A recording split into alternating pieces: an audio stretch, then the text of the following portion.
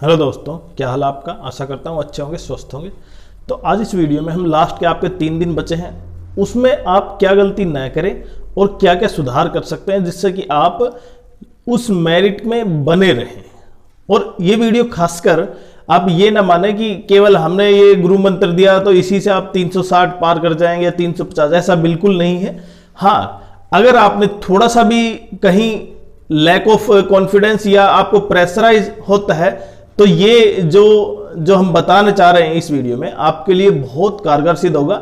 और खासकर उन बच्चों के लिए क्योंकि जिनका पेपर पहली बार है, क्योंकि उनका प्री क्वालिफाई हो गया है पहली बार और मेंस में बैठ रहे हैं। हालांकि इसमें वो भी बच्चे शामिल होंगे जो मेंस पहले दे चुके हैं या जिनको सिलेक्शन मिल चुका है, तो वो तो मास्टर है। लेकिन फिर भी प्रेशर एग्जाम का आप कभी भी जाते हैं तो प्रेशर हमेशा बना रहता है। तो वो चाहे आप पहले से सिलेक्टेड हो और बिना सिलेक्टेड हो, मतलब आप पहली बार उसमें एंट्री कर रहे हो, लेकिन थोड़ा सा प्रेशर इसलिए कम हो सकता है क्योंकि आपको पहले पोस्ट मिल चुकी है। तो आज इस वीडियो में हम केवल आपको वो स्ट्रेटेजी बताएंगे जिससे आप केवल 5 से 7 क्वेश्चन एक्स्ट्रा कर पाएंगे और 5 से 7 क्वेश्चन ही आपको 4000-4200 ग्रेड पे में ले आएंगे या फिर उसको बाहर कर सकते हैं मेरिट से। तो देखते हैं कैसे कि आपने प्रिपरेशन जो की है वो आप ये माने बिल्कुल वेल एंड गुड है, वही आपको क्या करेगी मेंस में पार करवाएगी। अब अपने आप पर कॉन्फिडेंस रखें। पहली बात तो ये, जो आपने प्रिपरेशन की है वो आप बिल्कुल सही है, जो आपके पास नोट्स थे, जो आपने पास सामग्री थी वो बिल्कुल सही थी। ऐसा दूसरे से कंपेयर बिल्कुल ना करें, पहली बात तो। दूसरा, आपने जो मॉक टेस्ट दिए उसमें जो लोवेस्ट मार्क्स आ रहे हैं वो आप अपने माइंड से बिल्कुल निकाल दें, क्योंकि वो कहीं ना कहीं नेगेटिविटी पैदा करेंगे आपके माइंड में।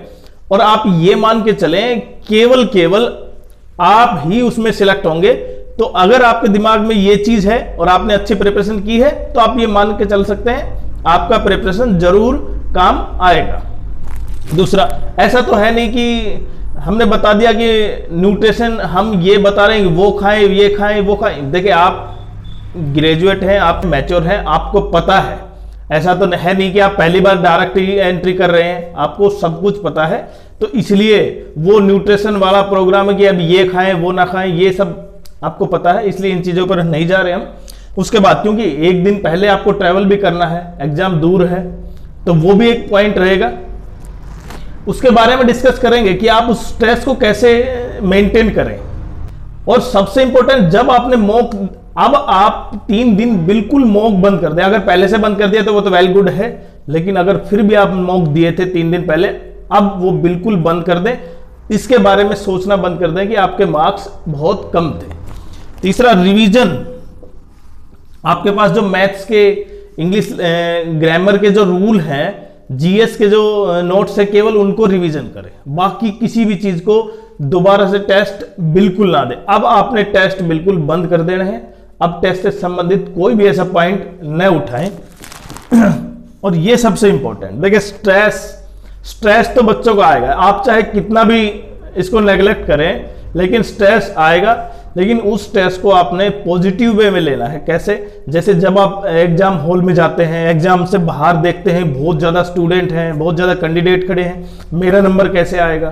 तो ये जो जिस टाइप का स्ट्रेस है उसको आप दिमाग से निकाल दें। क्योंकि जिन्होंने बहुत अच्छी तैयारी की है वही उसमें क्वालिफाई कर पाएंगे, वही उसमें मेन में टिक पाएंगे। अगर आप उसमें शामिल हैं तो आप ये लगातार समझें कि आप बिल्कुल उस लिस्ट में हैं। दूसरा, इसके अलावा ये स्ट्रेस ये भी रहेगा कि एग्जाम कैसा होगा मेरा, कि मेरे मार्क्स तो कभी 300 के पास गए ही नहीं, लेकिन 300 पार करना मेरे लिए सबसे बड़ी है, क्योंकि तभी पोस्ट मिल पाएगी।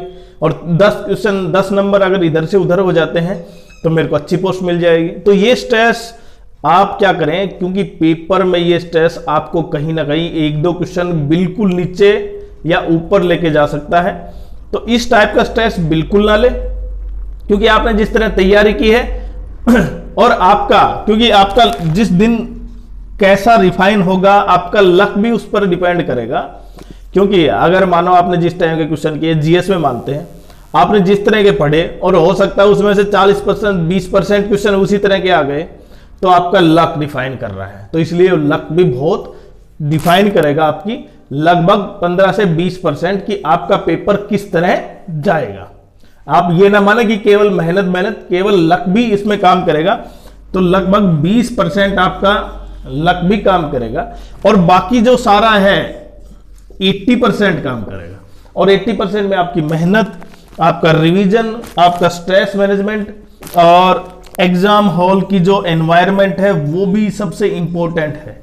कई बार क्या होता है कि आप किसी ऐसी जगह बैठ जाते हैं जहां पे पूरी रोशनी नहीं है, या ऐसी जगह बैठ जाते हैं विंडो के पास जहां से थोड़ा सा डिस्टरबेंस हो रहा है, तो वो भी कहीं ना कहीं एग्जाम में आपको थोड़ा सा डिफ्लेक्ट करेगा पूरे मार्क्स लेने में जो आप जितने चाहते हैं। लेकिन मैंने बताया था कि आपने मॉक अगर उस तरह से दिया है, अलग अलग स्ट्रेटेजी, अलग अलग एनवायरनमेंट में, तब आप बिल्कुल मार नहीं खाएंगे। अब आते हैं नंबर पर। अगर देखें यहां पे बिल्कुल सिंपल सी स्ट्रेटेजी, इसमें कोई मैथमेटिकल कैलकुलेशन नहीं है। अगर आपके 315 के आसपास मार्क्स है या एक दो क्वेश्चन और हो जाते हैं तो आप सिलेक्टेड हैं, और उससे एक्स्ट्रा चले जाते हैं 2-4 क्वेश्चन, तो आप अच्छी पोस्ट प्राप्त कर लेंगे। लेकिन जैसे 315 के आसपास आप लो कर जाते हैं, थोड़ा सा भी एक दो क्वेश्चन, 1 से 2 क्वेश्चन भी, तब आपको क्या हो जाएगा, आप डिप कर जाएंगे, और डिप करेंगे तो आउट ऑफ मेरिट हो जाएंगे। तो ये सबसे इंपॉर्टेंट है। अब उसमें क्योंकि देखिए एग्जाम के बाद क्या होगा उससे कोई फर्क नहीं पड़ेगा, आप कितना स्ट्रेस लें, अभी मेरा पेपर हुआ या ऐसा नहीं हुआ, वो उससे फर्क नहीं है। लेकिन एग्जाम से पहले जो आपका स्ट्रेस है कि मेरे तो कभी मार्क्स 300 पार ही नहीं कर पाए, एक सबसे सिंपल स्ट्रेटेजी ये है कि आपको जो क्वेश्चन आते हैं उसको सोल्व कीजिए, बस सबसे इंपॉर्टेंट पहला। तो दूसरा है टाइम मैनेजमेंट। इसमें टाइम मैनेजमेंट का मतलब यह है कि आपने जिस तरह क्वेश्चन को करना सीख लिया, मतलब 1 महीने 1.5 महीने में जिस तरह आपको टाइम मैनेजमेंट किया है, अपने उसी टाइम मैनेजमेंट पर टिके रहे। क्योंकि अगर आपने वहां पे थोड़ा सा भी नया कुछ इन्वेंट किया तो इसका मतलब फिर आप कहीं उस लाइन से भटक जाएंगे। और ये मौका आप ये माने कि ये आपका लास्ट मौका है, और इसी एग्जाम में आपको एक जॉब लेनी है। तो ये ना माने कि 2025 में भी देख लेंगे, ये बिल्कुल दिमाग से निकाले। तीसरा ये है कि आप की जो स्ट्रेटजी है, अब आप जाएंगे जैसे ट्रैवल कर रहे हैं आप, अब ट्रैवल में आप केवल जीएस के संबंधित क्वेश्चन रिवाइज कर सकते हैं, और हो सकता है आपकी मुलाकात ऐसे कैंडिडेट से भी हो जिसको पहले से सिलेक्टेड है किसी पोस्ट पर, तो उसके द्वारा जो ऑन द स्पॉट जो चेंज किए आपने स्ट्रेटजी, वो आपको क्या हो सकती है, आपको नेगेटिव मार्क्स दिला सकती है, मतलब उसमें क्वेश्चन गलत हो सकते हैं। तो स्ट्रेटजी आपने जो बनाई है उसी पर चले, केवल लास्ट टाइम कुछ हल्का फुल्का पढ़े। और आपने वो बताया सबसे इंपॉर्टेंट, एग्जामिनेशन हॉल में जो स्ट्रेस को मैनेजमेंट कर लेगा उसी का ही एग्जाम पास होगा। बाकी आप उन चीजों पर ध्यान न दें कि मेरा 320 आ रहा था मॉक में, मैं तो पास नहीं कर पाया, 270 290 तक ही आ पाया। तो यहां पे कुछ भी हो सकता है। आपका डे डिफाइन करेगा आप किस तरह से आपकी जो अटेम्प्ट किया है पेपर, वो सबसे इंपॉर्टेंट है।